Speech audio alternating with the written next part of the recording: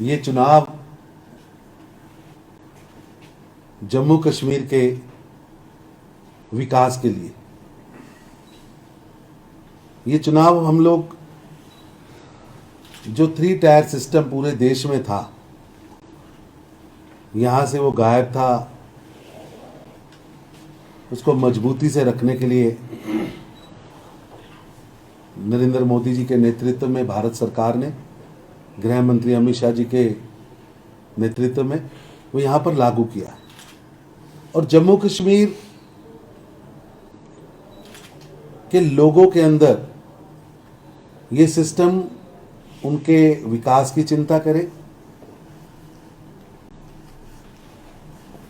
यहाँ की लोकल समस्याएं, विकास की बातें किसी घराने तक नहीं, और घराने तक जाती फिर अफसाने बन जाते हैं। ये घरानों के अफसानों से बचकर गांव का सरपंच, ब्लॉक का चुना हुआ व्यक्ति, डिस्ट्रिक्ट का चुना हुआ व्यक्ति वहां पर बैठ के करे, इसलिए ये चुनाव है। और भारतीय जनता पार्टी यहां चुनाव लड़ रही है। मैं समझता हूं ये चुनाव विश्वास पैदा करने का चुनाव है। किसमें विश्वास? जम्मू कश्मीर की जनता का पॉलिटिकल पार्टियों से उनके 7 दशकों के व्यवहार के कारण, जो पॉलिटिकल पार्टियां यहां काम कर रही थी, उनके 7 दशक के व्यवहार के कारण वो कहीं ना कहीं टूटा है। लोगों को लगा कि जो 2 पार्टियों में बारियां लगी हुई थी, उन बारियों से विकास नहीं निकला, करप्शन निकली, और दोनों पार्टियां एक दूसरे को पॉज देती रही। अगर सही मायने में कहूं तो एक जम्मू कश्मीर की जनता को लूटने की बारी लगी थी। मुफ्ती साहब सत्ता में आए, सत्ता से आने पहले उनके जो भाषण है, उन्होंने भ्रष्टाचार के बारे में बहुत कुछ बोला, लेकिन एनसी की सरकार के खिलाफ एक कदम भी नहीं उठाया, किसी की जांच भी नहीं की। ये 7 दशकों से यहां की जनता जिन चेहरों को देख रही है, उनसे उब चुकी है। और आप देखिए कि डायनेस्टी रूल है। अब्दुल्ला एंड सन्स काम कर रहा है। शेख अब्दुल्ला जी थे, फारूक साहब आए, उमर साहब आए, शायद कोई अगला छोटू अब्दुल्ला भी आएगा, ये उनके घर का मसला है। लेकिन जम्मू कश्मीर की जनता को चॉइस क्या है इसके सामने? मुफ्ती एंड सन्स। अब ये जो शाही दवाखाने थे, जनता उससे बाहर आना चाहती है। अब जम्मू कश्मीर का नेतृत्व को जम्मू कश्मीर का आम नागरिक करे, आम किसी गांव से, बारामूला से, अनंतनाग से, किसी एक छोटे से क्षेत्र से निकल कर आके करे, ये सपना भी उसने कभी नहीं देखा।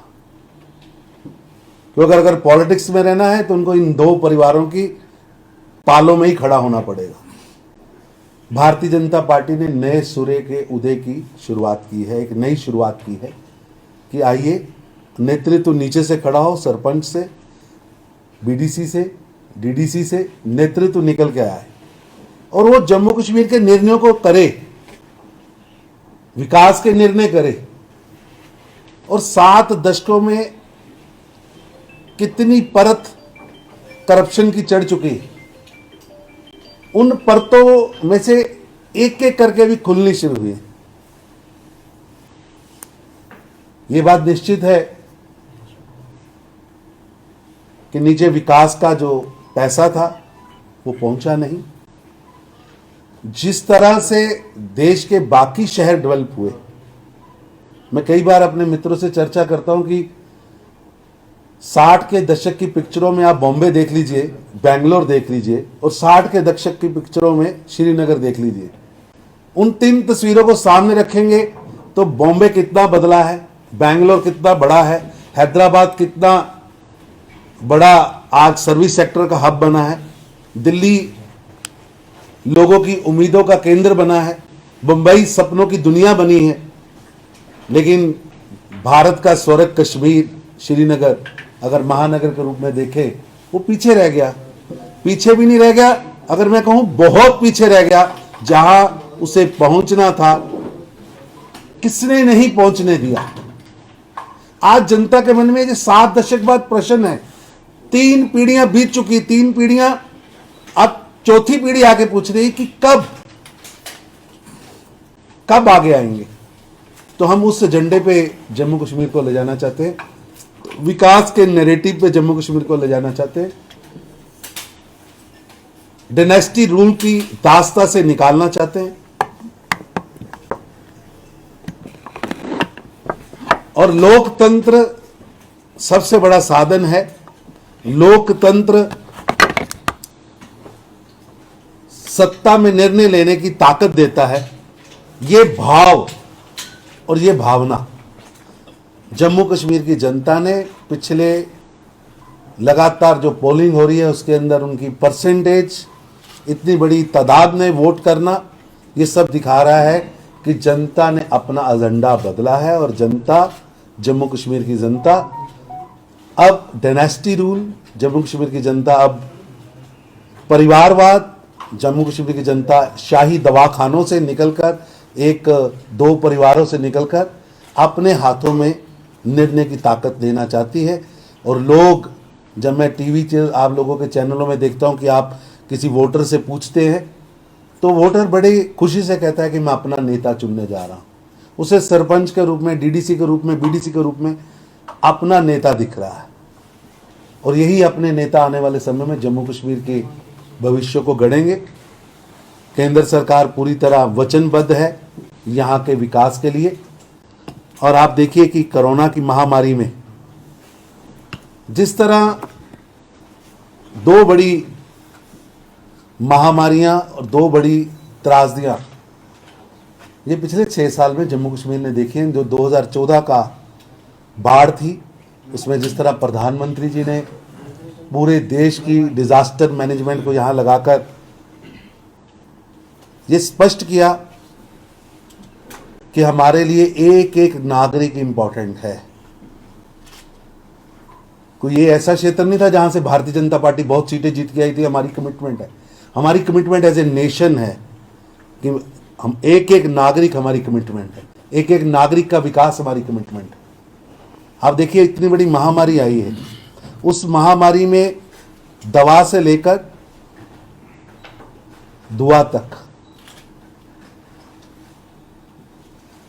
8 महीने का राशन पहुंचाने की बात हो या 500 रुपया प्रति बेटी के अकाउंट में डालने की बात हो, फ्री रसोई गैस देने की बात हो या 2-2 हज़ार रुपए की पेंशन फार्मर्स के अकाउंट में डालने की बात हो। और एक इन सब के अंदर या 6 साल के हमारे विकास की जो गाथा है कि 10 करोड़ से ज्यादा शौचालय बने, तो दरवाजा खटखटाकर ये नहीं पूछा कि आप किस कास्ट से हो, किस रीजन से हो, किस संप्रदाय से हो, किस जाति से हो, किस धर्म से हो। हमने ये सिद्ध करके दिखाया कि जो प्रधानमंत्री श्री नरेंद्र मोदी जी का ध्येय वाक्य था, सबका साथ सबका विकास, वो सबका साथ सबका विकास करके दिखाया है। अगर 10 करोड़ की लिस्ट निकालेंगे तो कहीं भी उसमें कॉलम नहीं है कि आप किस वर्ग से हो। अगर शौचालय की बात है तो, रसोई गैस की बात है तो, यहाँ 50 करोड़ लोगों की हेल्थ इंश्योरेंस की बात हो, 40 करोड़ लोगों के बैंक अकाउंट की बात हो, नरेंद्र मोदी जी की सरकार का स्पष्ट एजेंडा है कि हमारी सरकार गरीबों की सरकार है। वो गरीब कोई है, किस जात का है, किस पंथ का है, किस संप्रदाय का है, किस धर्म का है, किस वर्ग का है, किस क्षेत्र का है, उससे कोई लेना देना नहीं है। और हम ये भी चाहते हैं कि पूरा देश जिस तरह तरक्की कर रहा है, मेरा कश्मीर उसी तरह तरक्की करे, उसी रफ्तार से जम्मू कश्मीर तरक्की करे, उसी रफ्तार से जम्मू हो या श्रीनगर हो, बारामूला हो या अनंतनाग हो, चाहे किश्तवाड़ हो, चाहे डोडा हो, एक जगह आगे आनी चाहिए। उनके जो रीजनल ब्यूटीज हैं, जो वहाँ की पैदावार है, जो वहाँ के फूल की ताकत है, जो वहाँ के फल की ताकत है, वहाँ के नौजवान की स्पिरिट है, वहाँ के लोगों के द्वारा कई सदियों से तैयार की गई उनकी लोकल खुशबू है। अगर मैं किश्तवाड़ जाता हूँ तो वहाँ केसर मिलता है, कश्मीर आता हूँ तो केसर मिलता है। उसकी किस तरह पूरे वर्ल्ड के अंदर इसको लेके जाना है, यहाँ के फल फूल सब आगे बढ़े, वो कैसे करना है, उस सोच के साथ हम लोग आगे बढ़ रहे हैं और यही हमारा एजेंडा है और यही सोच लेकर हम आगे जाएंगे।